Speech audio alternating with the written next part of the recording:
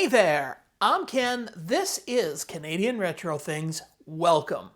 Today I'm going to be looking at one game on two different computers.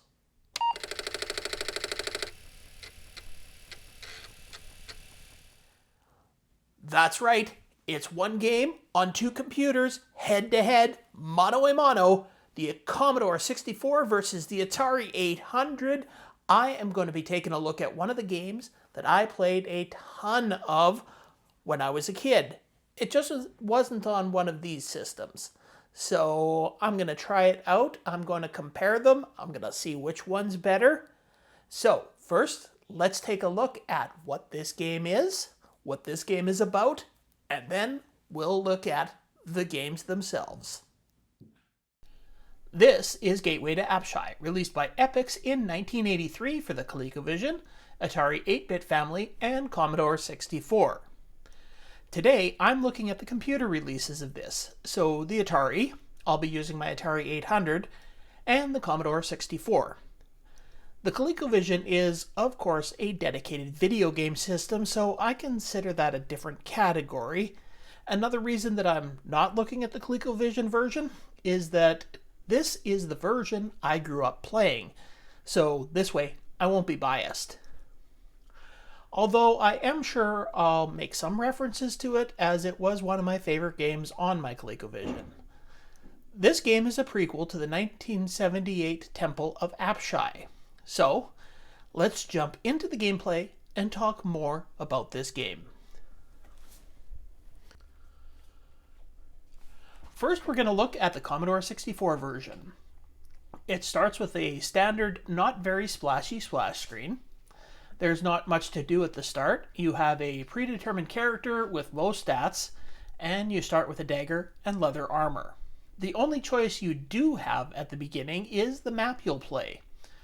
There are 8 levels in this game, each with 16 different dungeon layouts. Each dungeon has 60 rooms, meaning there are 7,680 rooms to explore. That's a lot of replayability. I'll go with Dungeon 1 on both games to make the comparison fair. As you can see, you start out in a room and cannot see any other rooms until you explore them.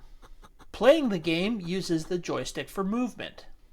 The F3 key brings up an item you've picked up, and the fire button either uses the item or equips it. Repeatedly pressing the F3 key scrolls through everything you have. The F5 key brings up your action menu.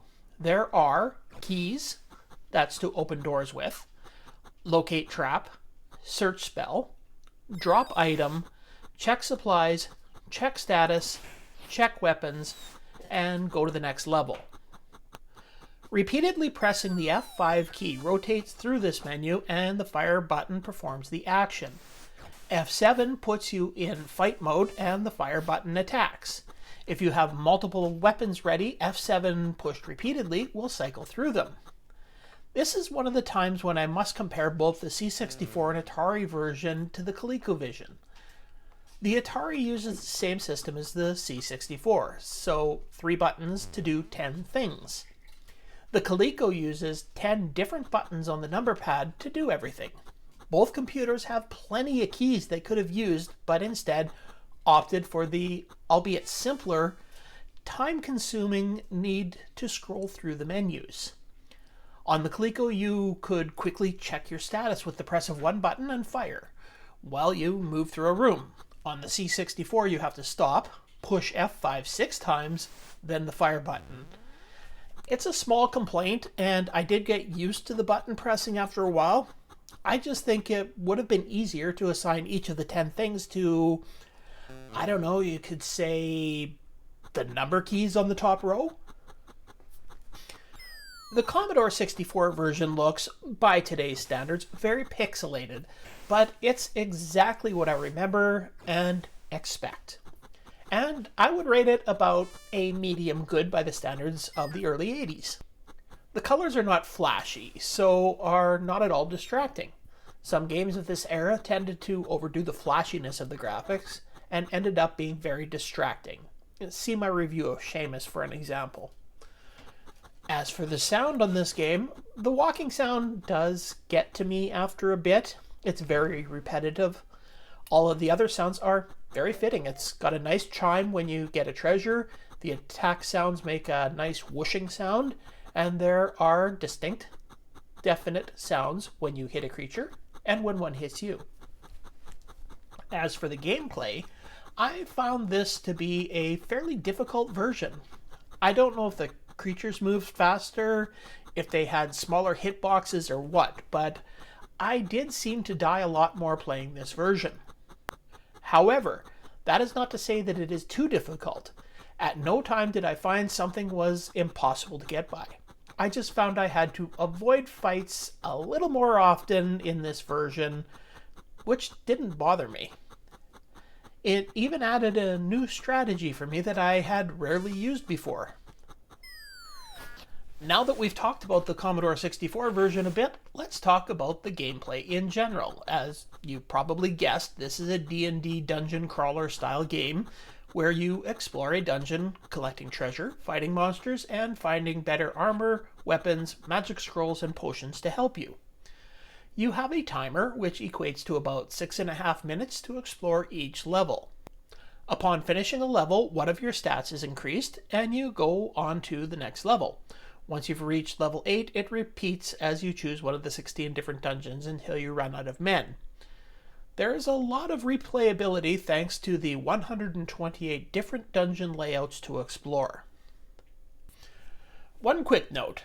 Something I discovered while doing research for this game: if you make it to level 7, don't choose Dungeon 8, as it contains a bug in the map generation. Because of the bug, the map generation will never end and the game will freeze. That particular bug is documented to be at BF3D for anyone who wants to and has the ability to fix the game before playing. I'm not sure if this is only in the C64 version or all of them, so probably best to never choose Dungeon 8 on level 7.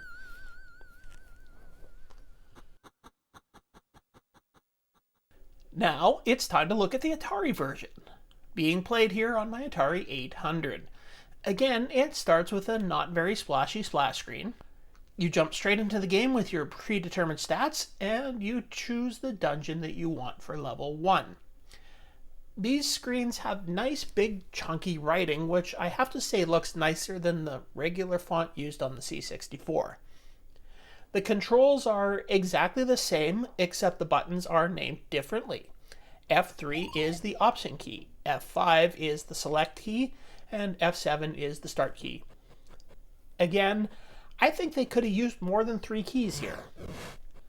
The graphics are exactly the same on this version, except I found the colors were more,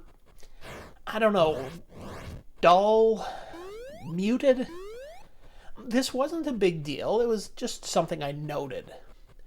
The sound was the biggest difference here. Again, the walking was a bit annoying. Picking up items was much the same, and the sound of swinging the sword was a nice swooshing sound. It was the sound of hitting monsters and them hitting you that I had the biggest problem with. It sounds like they borrowed this sound effect from Defender, or at least they based it on it. A space fighting sound in a D&D style game just seemed very odd to me. As for the gameplay, this version was a lot easier than either the C64 or the Coleco versions. I actually made it further in this version than I had ever before. I almost never had to avoid fighting. So, how did these stack up against each other? The maps are exactly the same on both. The graphics are almost exactly the same.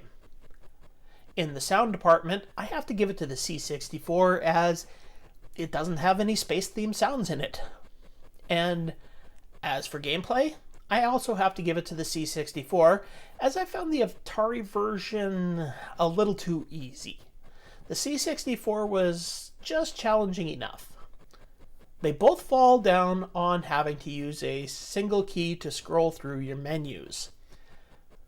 These are two very similar versions, and I would recommend either of them for anyone that likes this style of game. But if you happen to have both an Atari 8-bit and a Commodore 64, I'd go with the Commodore 64 version.